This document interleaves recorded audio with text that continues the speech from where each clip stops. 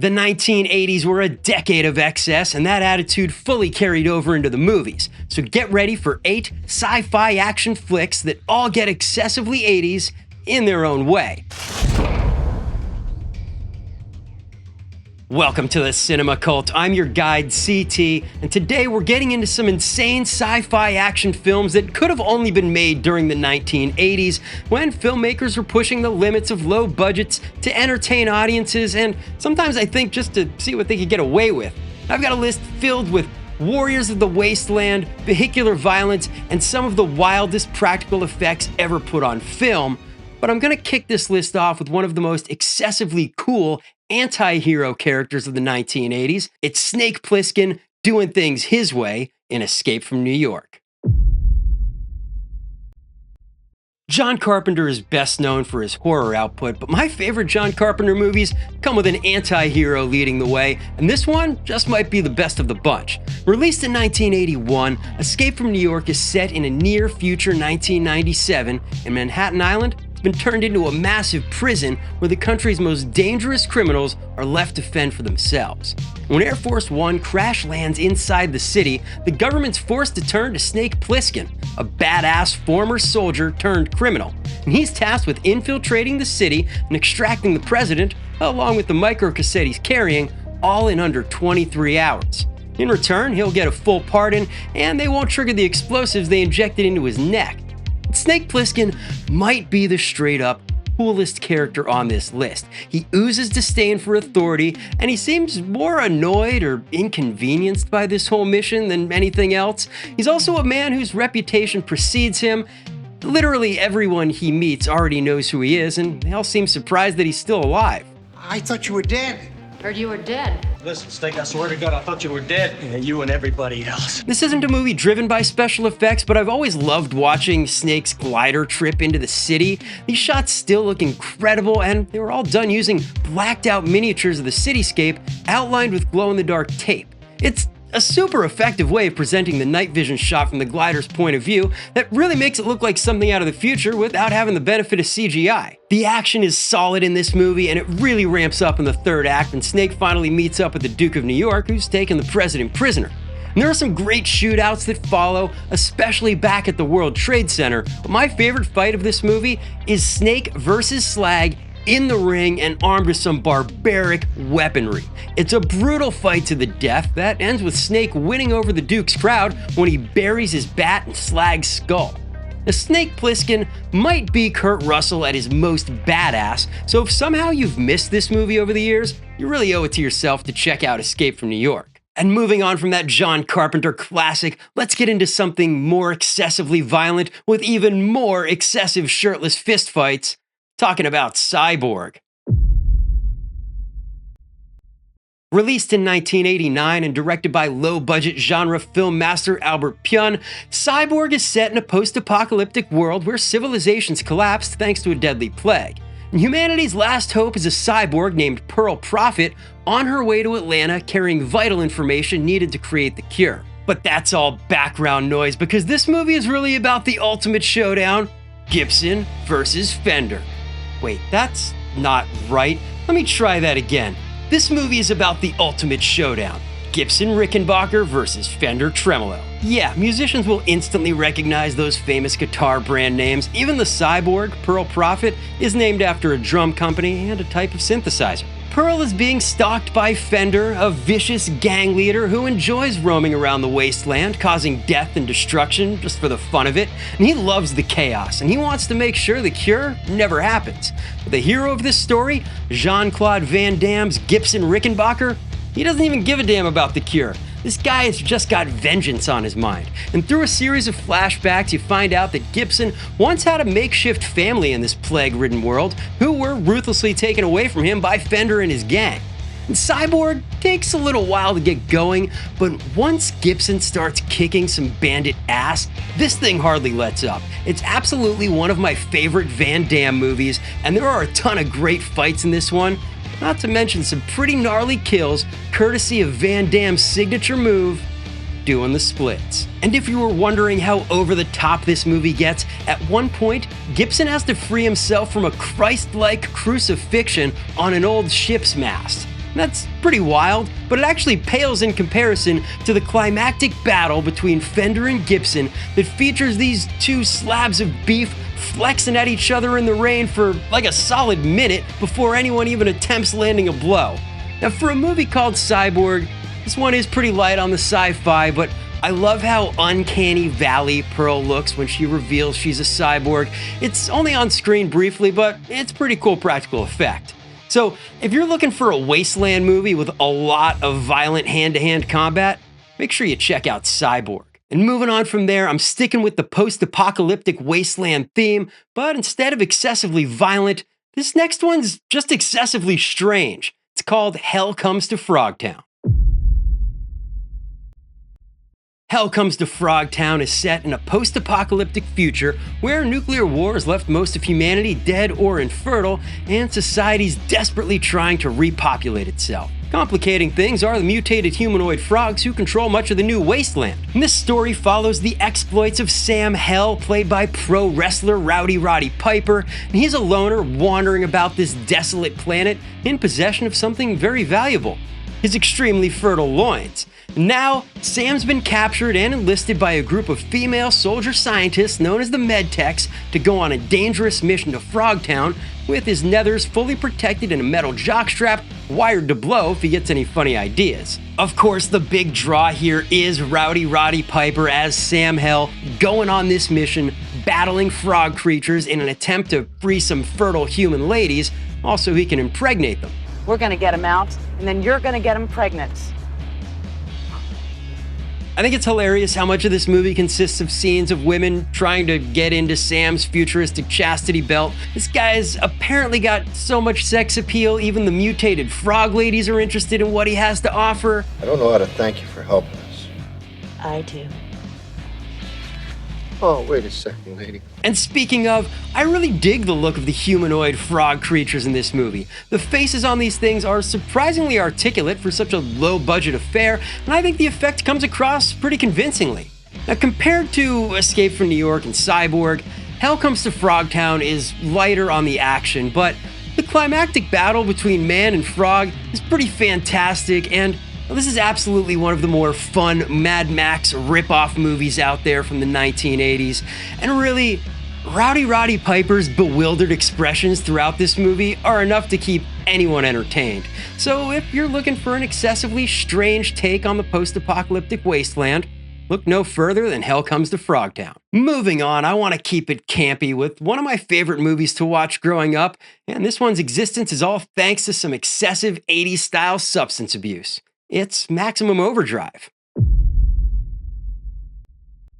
Maximum Overdrive might be the most appropriately named movie on this list. And I know it was written off at the time of its release in 1985, but I'm sure I'm not the only one who loved catching this on cable back in the day, because this movie gets downright insane. And it's no surprise that Maximum Overdrive goes off the rails, since writer and director Stephen King's been pretty upfront regarding his prolific use of drugs and alcohol at the time. And the setup here sees Earth passing through the tail of a comet, causing the machines across the planet to suddenly gain sentience, and boy are they pissed off. And all sorts of everyday items start turning on humanity, from lawnmowers to big rig trucks, and it's all-out carnage everywhere as the items that once made life easy are now out for blood. And the story centers around short-order cook Bill Robinson, who finds himself sort of the de facto leader of a group of people trapped inside a truck stop by a coordinated group of sentient semi-trucks who've laid siege to the building, demanding fuel and killing anyone who tries to get in or out. Emilio Estevez in the lead role is probably the most recognizable face in the cast, but he's not the only notable name here. Yeardley Smith, who plays Connie, would go on to be the voice of Lisa Simpson, and Giancarlo Esposito is here in a short-lived role as an early victim of these maniacal machines when he's electrocuted in the truck stop's arcade room. The marketing for Maximum Overdrive hyped it as a super scary horror movie, leaning heavily on the inclusion of Stephen King as its director, but let's be honest here, this is just a fun-as-hell 80s sci-fi action flick with some absolutely wild moments and some extremely gratuitous explosions to boot. And most of the action in this movie does take place at the truck stop, but a highlight moment for me has always been the soda machine, going on a rampage, taking out a Little League baseball coach, and even a few of the players in the process, and then that's quickly followed with one of the escaping players getting pancaked by a road roller. It's an early scene that lets you know this movie's gonna get a little nuts, and absolutely no one is safe. This is also the only movie that Stephen King ever directed, and I think that alone makes it worth a watch, so if you go in with the right expectations, this one's a really fun time. And speaking of a really fun time, up next I've got an intergalactic selection that feels kind of like a Star Wars cantina scene meets a Rocky movie. This one's called Arena. Arena might be the most underrated movie on this list, and if you're looking for a film with an excessive amount of practical creature effects, well, this one's got you covered and then some. Released in 1989, Arena is set in a future where humans are living in space among alien species, and the most popular sport in the galaxy is interspecies gladiator-style combat. There hasn't been a serious human competitor in the arena for 50 years, but that all changes when a down-on-his-luck human named Steve Armstrong unknowingly beats up one of these competitive fighters and earns himself a place in the arena fighting under manager Quinn. Steve quickly proves his abilities in the ring, but it takes more than great fighting skills to win here. The current champion, a ruthless, cybernetically enhanced alien named Horn, he's backed by the corrupt and manipulative Roger, who's got no problem fixing fights to keep his champion on top.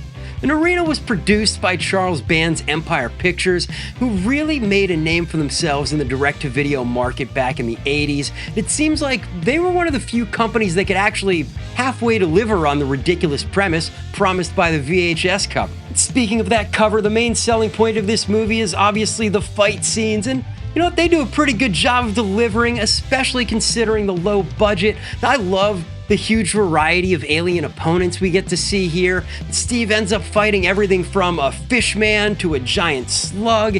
Hell, even his sparring partner is some kind of massive reptile with claws for hands. And despite all the alien makeup, sci-fi fans might still spot some familiar faces here, and I really appreciate the cast's commitment to a pretty ridiculous and campy premise as well, especially these two villains, Rogor and his toady Weasel. They're chewing up scenery and just having a good time being bad throughout this one. And those two actors, they'd go on to play major roles on Star Trek Deep Space Nine as Gul Dukat and Quark, respectively. So if you're looking for a fun, low-stakes movie, punching way above its budget and just looking to entertain, make sure you check out Arena. Moving on, my next film also features a popular gladiatorial game from the future, but this one's way more violent than some alien-on-alien fisticuffs. I'm talking about The Running Man.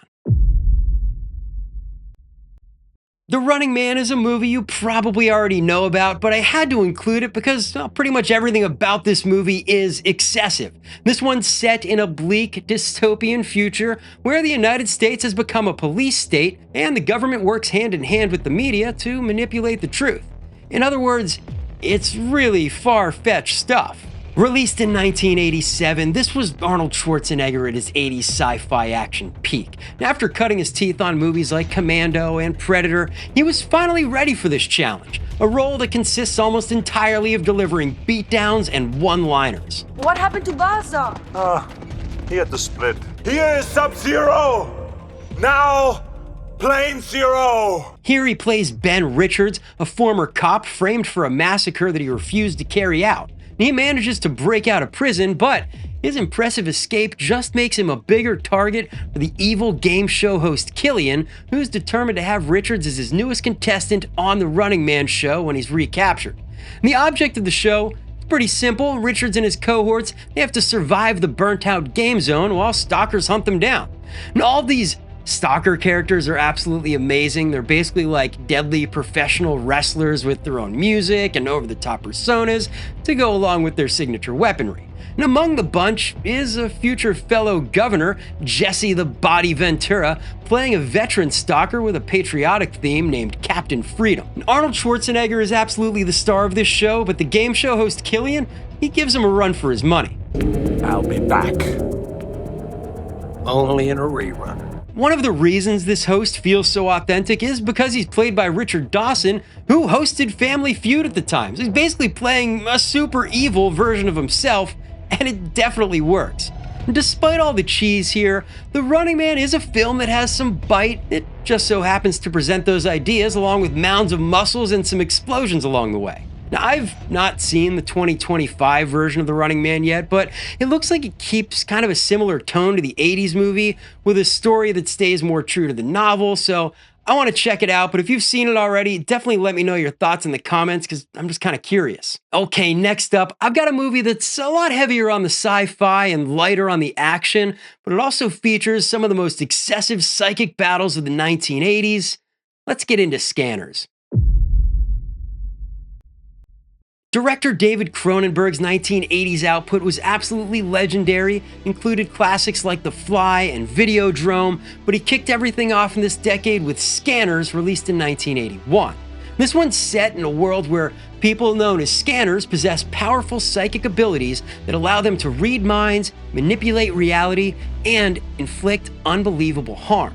And the story follows Cameron Vale, a troubled drifter who's unaware that his violent headaches and uncontrollable psychic episodes are caused by his latent scanner abilities. And he's picked up and recruited by a scientist named Dr. Paul Ruth, so Cameron can go pursue another powerful scanner named Daryl Revick, because this guy's gone rogue and he's building up his own army of scanners to try and overthrow human authority and create a new world order where scanners are in charge. And this movie is probably more of a sci-fi mystery or conspiracy movie than flat-out action, but when the action does pop up here, it's brutal and visceral. The most famous example is, of course, the excessively awesome head explosion scene, which might be the greatest cinematic head explosion of all time, but this movie's got a lot more going for it than that. Cameron's encounters with Revick's crew continue to escalate until eventually he takes the next step with his scanner abilities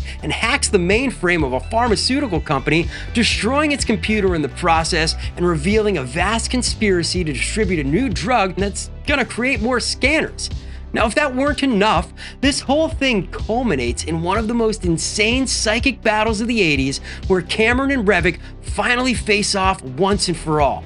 The effects in this scene are absolutely amazing, with faces bubbling and body parts bursting into flames. Now, I went back and forth on whether or not I should include Scanners on this action movie list, but I think it's earned its place here with some pretty wild scenes. Plus, I absolutely love Michael Ironside in this role as the complicated villain, Daryl Revick. Now, moving on to my final film, I've got to go with an action-packed remake that outshines the original in just about every way. Talking about The Blob. I really wanted to pick something big and gross and excessively 80s to finish this list off, and I don't think I could do much better than The Blob.